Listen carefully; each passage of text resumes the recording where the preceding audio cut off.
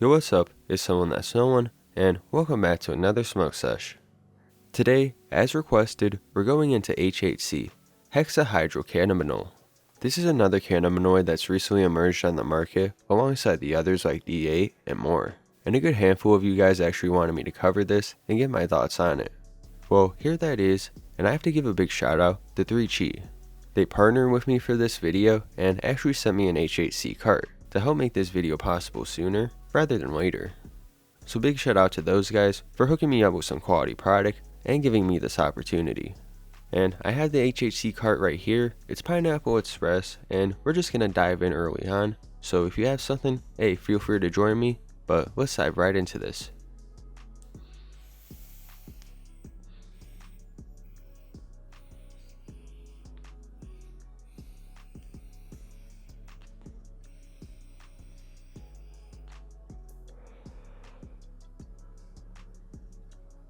So I've had this a bit over a month now. I'm actually coming on to the end of it and saved the last of it for this video specifically. And I do want to know that this smoke sesh will be a bit different than the others. Normally I like to keep it loose and whatnot, just kind of free flow with it. But there's a lot of juicy information out there with this substance, and I just had to let you guys in. So just expect this to be a bit more structured and informational. And before we dive in, I actually did record my first impressions with it. So we're going to run that clip first and then dive into it. Alright, here are my first impressions on HHC.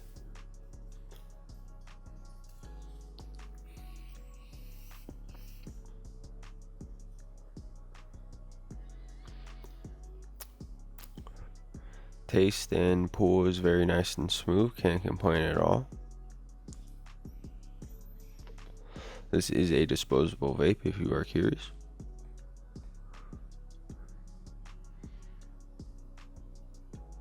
Alright, I already noticed off 2 drags, a slight shift. That I'm, just a bit more high. Coming into this, I did have some D8 edibles earlier and some Phenibut earlier, so just keep that in mind for right now.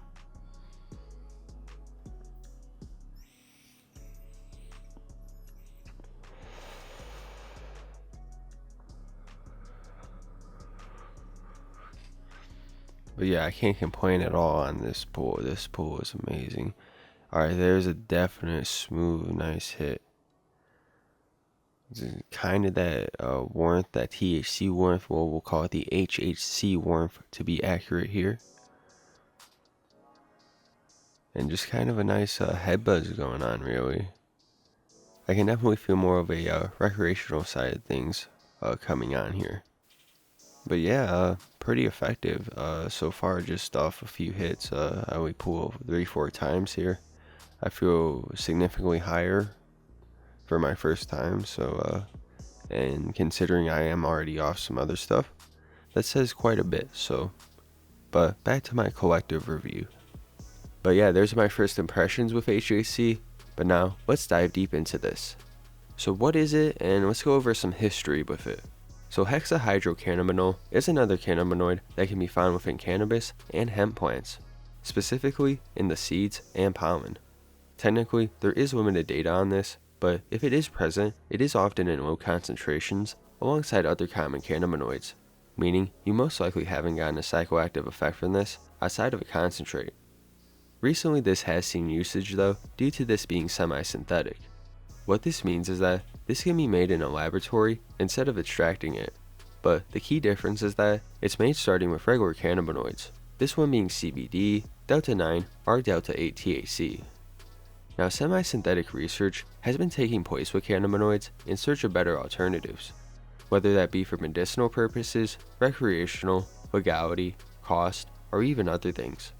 And HHC itself has shown to have a somewhat standout profile in effects and consistency, which we'll break down. But HHC stands out from the rest for other reasons.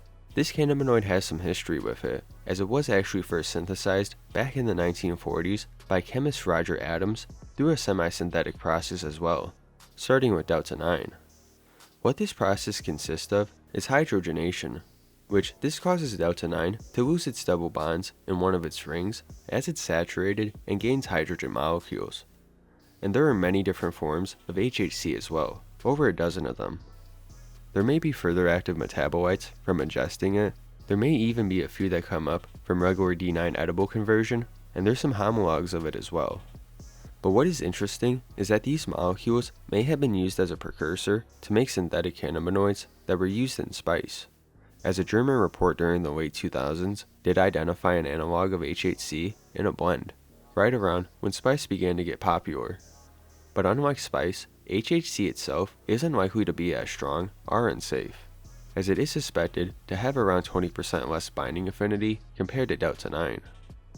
I just find it interesting that while HHC itself seems to have a pretty fair profile, just a few tweaks to the structure made it a dangerous cannabinoid that helped fuel the spice industry at one point.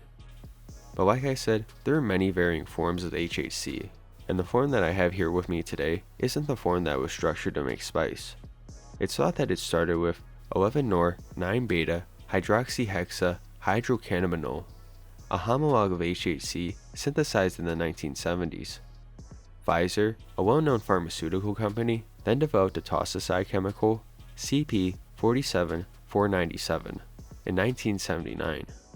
This chemical was pretty much left untouched until an analog of it was reported in Germany in 2009, 30 years later after being developed. This finding not only sparked more research and concern of the substance, but it gained the name cannabicyclohexanol and quickly made its way as a controlled substance in many areas. Cannabicyclohexanol itself is a strong agonist of cannabinoid receptors and is reportedly toxic and dangerous, as expected of a chemical used in spice. But back to HHC and what we have here today. And I'll just tell you now, this is far from spice and being too much to handle. I guess you can call this the original HHC, at least in terms of synthesis. A bunch more occur naturally, but what I have here is what you'll come across today. For simplicity, we'll just refer HHC as hexahydrocannabinol. But just be aware a lot of the information out there may refer HHC as one of the homologs I just brought up. But the HHC being made today will often come in two forms, and that's 9R-HHC, which is semi-synthetic, and 9S-HHC, which is synthetic. These are two enantiomers, meaning technically they're made at the same chemically, but differ in their three-dimensional shape enough to where they can't be superimposed on each other. And this difference in structure is enough that it changes the binding affinity significantly, specifically for the 9S portion.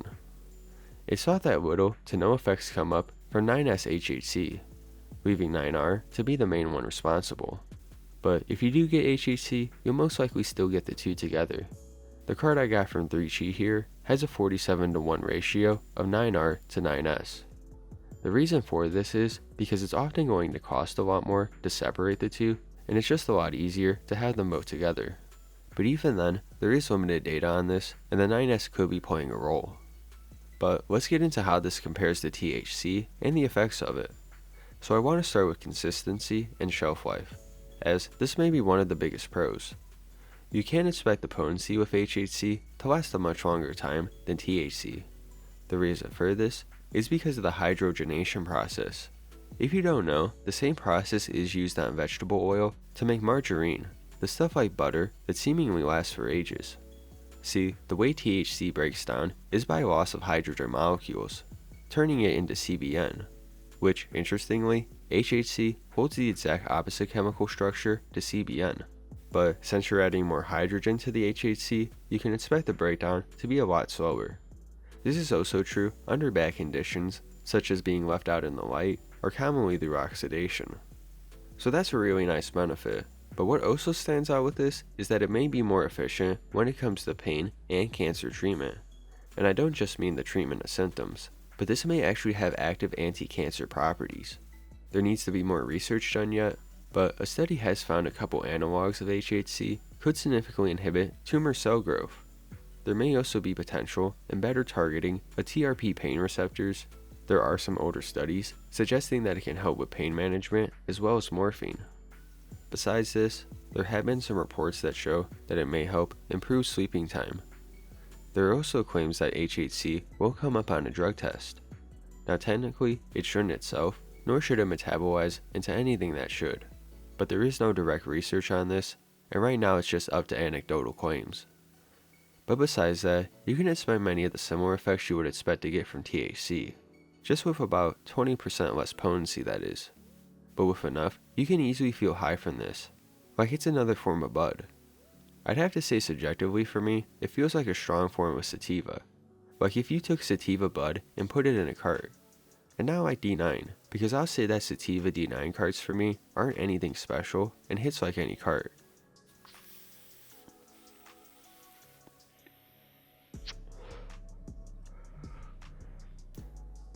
But as we come to the end of this cart, I have to say this mostly feels like a head high, and it brings out qualities you may expect to find on a sativa, such as improved mood, an increase in energy, or as a creativity boost for example.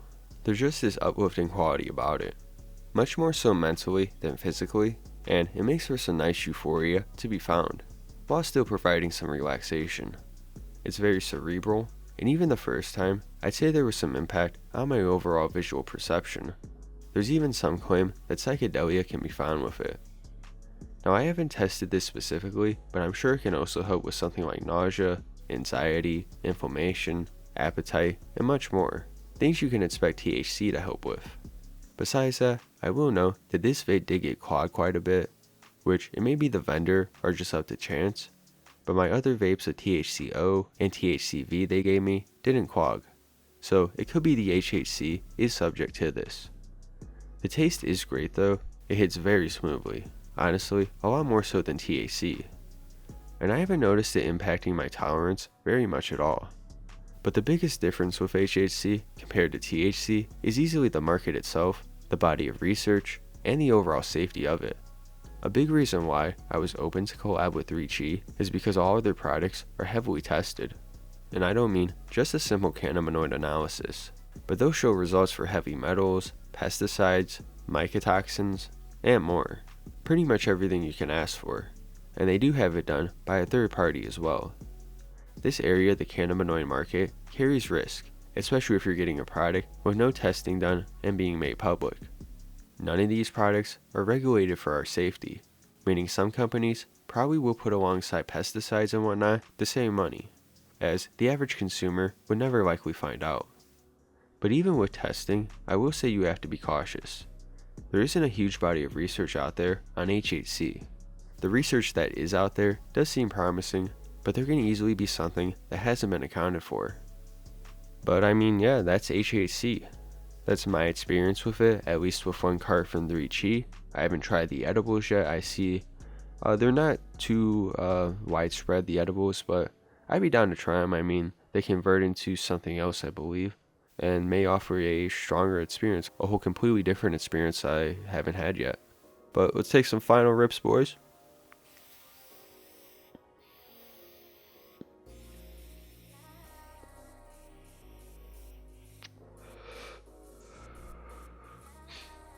Yeah, probably a lot to take in just for this one cannabinoid that's, emerged on the market among many others that are out there now. I myself didn't expect to find this much, just background information, this much history with this substance, to even find out that it influenced the spice market a decade ago. Just nuts. But I mean, yeah, I think we got the basics down. Let me know if I did mess something up, get something wrong. We'll be covering some others soon, some of the stuff you guys requested. And make some more requests down below if you guys want to see something else. Again, big thanks to 3Chi for making this possible. But besides that, again, edibles, HHC, other cannabinoids, let me know down below. Any content you guys want to see, let me know down below. We got more reports coming up soon, more collabs, more stories, and just a lot of fire content. So stay tuned, guys. Check out the Patreon, follow the socials. It's been Someone That's Someone, and I'll see you guys next time. Peace out.